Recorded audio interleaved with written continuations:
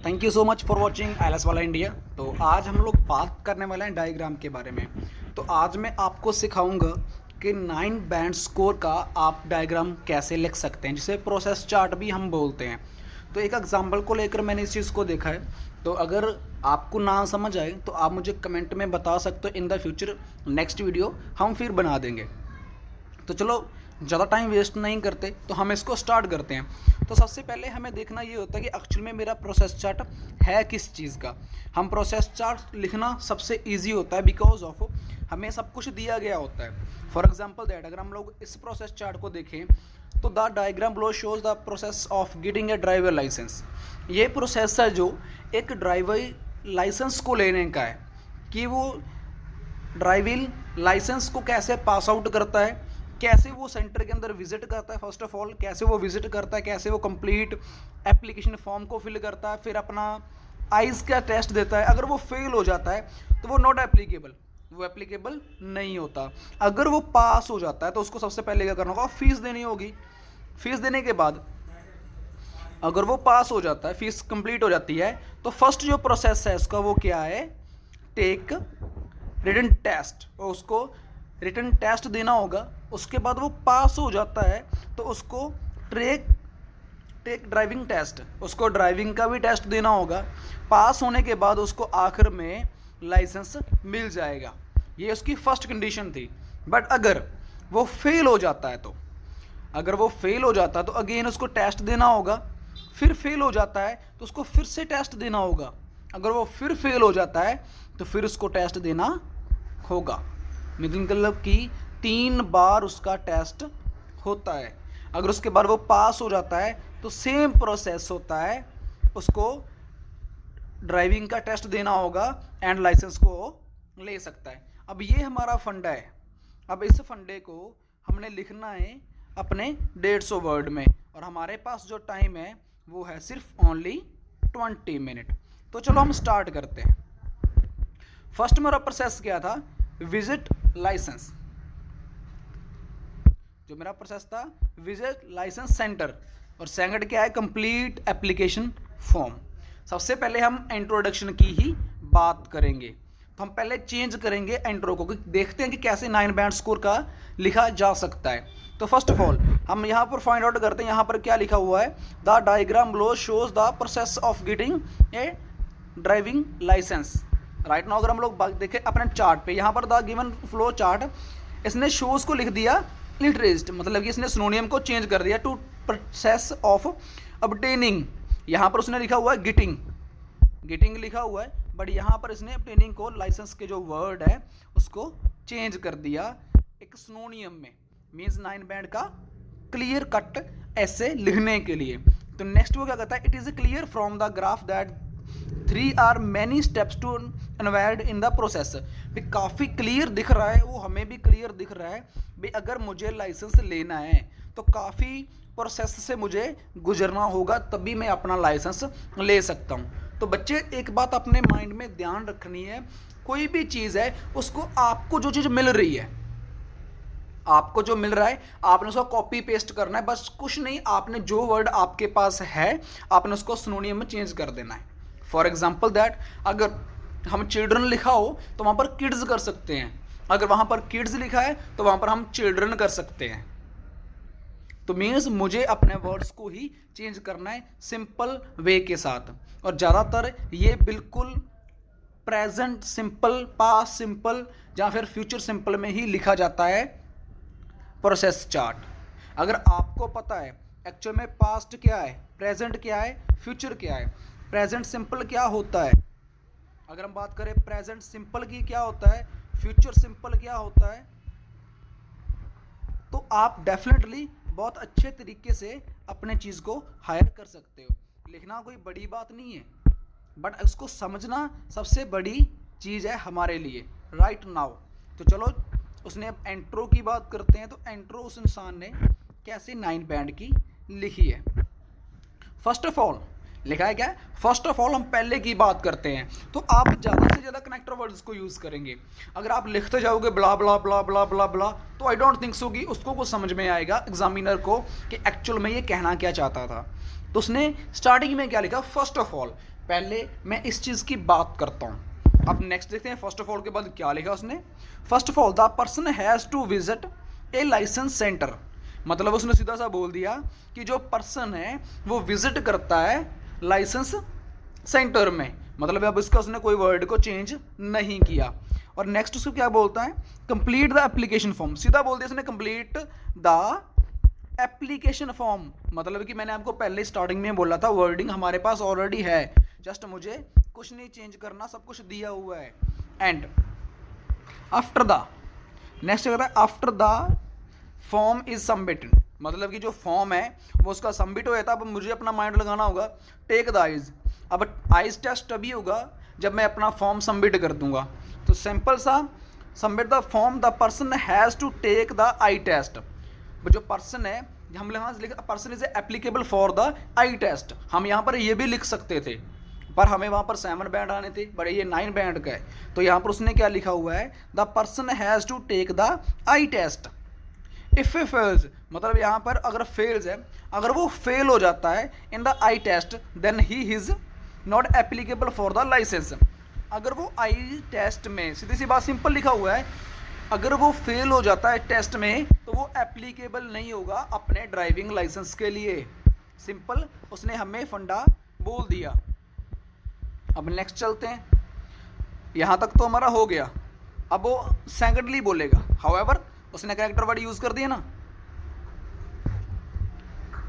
Licence and process and there, मतलब उसका जो प्रोसेस है वो हमारा एंड हो जाएगा। अब उसने हाउएवर यूज कर दिया, यही होता है कनेक्टर वर्ड्स। अब वो क्या बात करेगा, अदर साइड की। अब उसने अदर साइड की अगर बात करनी है तो वहां पर however, moreover, in the addition, हम ये वर्ड्स कनेक्टर वर्ड यूज कर सकते हैं। हाउएवर अब उसने सेकंड वर्ड को यूज कर दिया। इफ द पर्सन पास, भाई उसने अगर पर्सन पास हो जाता है इन आई test, he then he pay the fees and take the written test, अगर वो पास हो जाता है he will pay the fees and take the written test, भी वो फी पेश करेगा अपनी और अपना टेस्ट रिटन को देगा। अब ये भी सिंपल है, अब ये ऐसे सिंपल होता है। अब मैं आपको समझा रहा हूँ, आपको लग रहा होगा यार बहुत अच्छा है, बहुत सिंपल लिखना है, बट एक्चुअल में आपको सिर्फ छोटे छोटे वर्ड्स, हमें इंग्लिश सीखना कोई टफ नहीं है, इंग्लिश सीखना बहुत ज़्यादा इजी है। बस आपको वोकैबुलरी आनी चाहिए, सॉरी टू से आपको ग्रामर आनी चाहिए। ग्रामर अगर आपको आती है बहुत अच्छे से तो आप इंग्लिश में बहुत परफेक्ट हो। अगर आपको ग्रामर नहीं आती तो हम इंग्लिश में परफेक्ट नहीं मान सकते। अगर आपको यही नहीं पता प्रेजेंट में क्या यूज़ होता है, पास्ट में क्या यूज़ होता है, इट कहाँ यूज़ होता है, हैज़ कहाँ यूज़ होता है, हैड बीन कहाँ यूज़ होता है, तो आई डोंट थिंक सो कि हम बैंड स्कोर अच्छा ले सकते हैं। अगर आप आईएलटीएस करने जा रहे हो या फिर आप इन फ्यूचर एग्ज़ाम देने जा रहे हो, मेरी सभी बहनों को, सभी भाइयों को एक रिक्वेस्ट है, प्लीज़ सबसे पहले ग्रामर जरूर सीखें।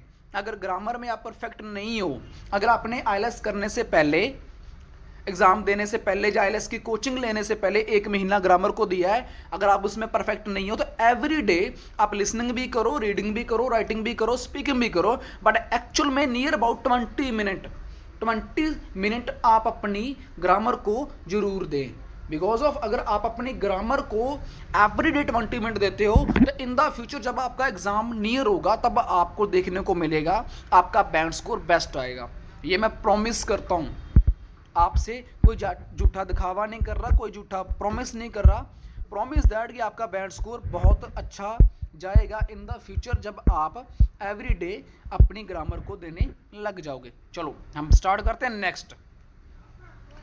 उसने क्या कहा, However, if the person pass eye test, then pay the fees and take the written test. तो यहाँ तक तो हमारा हो गया। The written test can be taken 3 paid again. जो written test है वो तीन प्रोसेस से अब गुजरना पड़ेगा। अब वो क्या है, हम let's see how to write that. Again, one clearing the written test, the person is eligible for the driving test. पहली बात सीधी सी बात है कि अगर वो पास हो गया तो भाई सीधा वो लाइसेंस उसको मिल जाएगा, अगर वो फेल हो गया तो उसको इन 3 प्रोसेस से गुजरना होगा। अब अगर वो 3 प्रोसेस से गुजरेगा तो कैसे हम राइड ऑन कर सकते हैं, let's C.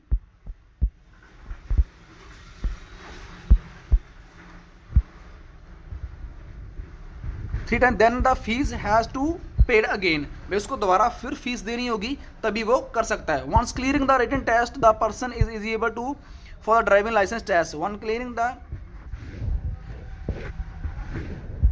driving test the person finally gets the license, but if the driving test is not clear then the person has to pay the fees again before retaking the driving license. Only after the driving test is clear the license is issued to person, कि मतलब कि अगर वो clear, उसको licence clear नहीं मिल रहा तो वो अपना फीस अगेन पे कर कर अपना लाइसेंस क्लियर ले सकता है। तो सिंपल है, आपके सामने वर्डिंग है। बच्चे कहते हैं कि मुझे 150 वर्ड लिखना है जी, मुझे 150 वर्ड्स लिखने कितने मिनट में, 20 मिनट में।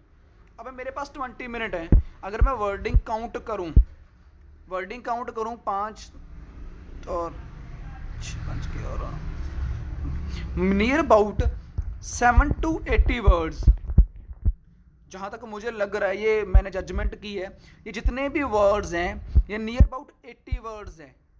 80 जिसे पंजाबी में बोलते हैं ना, तो 80 वर्ड्स उसने दिए हुए हैं। मुझे कितने लिखने हैं, सिर्फ अपनी तरफ से 70 वर्ड, मुझे भी अपनी तरफ से ओनली 70 वर्ड्स लिखने हैं। तो क्या मैं 70 वर्ड्स में इट इज एम आर या फिर on clearing that more ever first of all ऐसे कर कर अपना 150 वर्ड पूरा नहीं कर सकता? ऑब्वियसली बात है हम कर सकते हैं।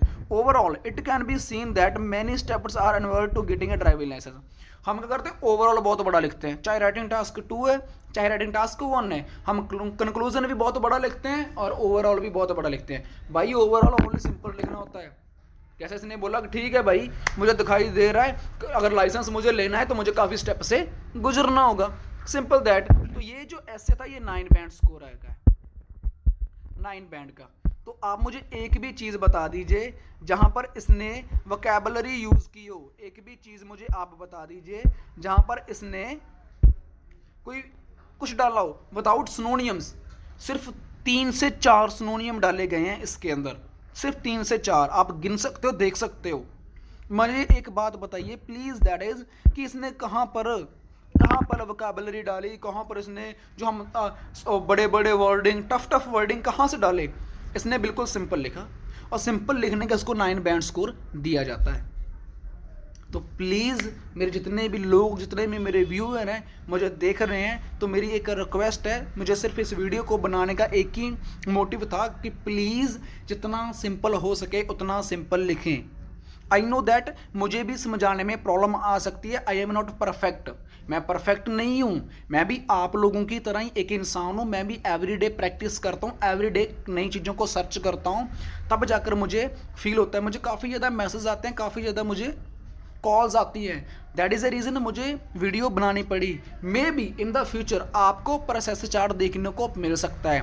मैं एवरीडे कोशिश करूँगा एक दिन छोड़कर प्रोसेस चार्ट की, पाई चार्ट की, टेबल की, कैसे राइट डाउन कर सकते हैं आप, कैसे उनके अंदर वर्डिंग लिख सकते हैं, कैसे स्टार्ट कर सकते हैं, कैसे एंड कर सकते हैं, उन चीज़ों को लेकर आने की। बट उस सब चीज़ों को लेने के लिए आपको इस चैनल को क्या करना होगा, सब्सक्राइब करना होगा।